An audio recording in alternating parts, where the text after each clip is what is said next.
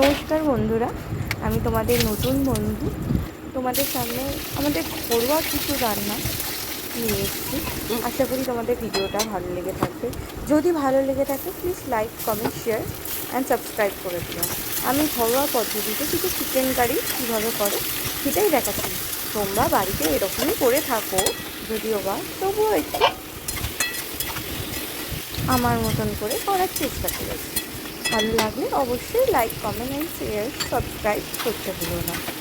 ফার্স্টে আমি আলু ভেজেছি, তারপরে কিছু গোটা গরম মশলা দিয়ে পেঁয়াজটাকে ভালো করে লাল লাল ভেজে নিয়েছি। তারপরে চিকেনগুলো দিয়েছি, একটু ফ্রাই করে নিয়েছি, কারণ একটুখানি কাঁচা গন্ধটা তাতে কেটে যায়। তার মধ্যে হচ্ছে গিয়ে হলুদ গুঁড়ো, লঙ্কার গুঁড়ো, জিরের গুঁড়ো, যা ঘরোয়া মশলা থাকে তাই দিয়েই ভালো মতন করে আমি চিকেনটাকে কষিয়ে নিচ্ছি। তারপরে আমি আলু দিয়ে কষানো হয়ে গেলে আলু দেওয়ার পর একটু সিম আঁচ করে আমি ঢাকা দিয়ে রাখবো।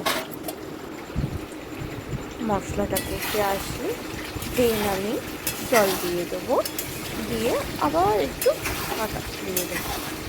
তারপরেই তৈরি হয়ে যাবে আমাদের ঘরোয়া পদ্ধতিতে, যেমন বাঙালিদের বাড়িতে এরকম হয়েই থাকে। আমি কোনো এক্সট্রা করে আলাদা আর গরম মশলা বা চিকেন মশলা কিছুই দেবো না, যেমন হয় তেমনি লাল লাল ঝাল ঝাল চিকেন কারি।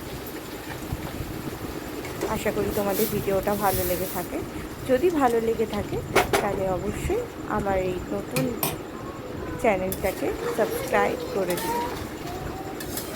ধন্যবাদ।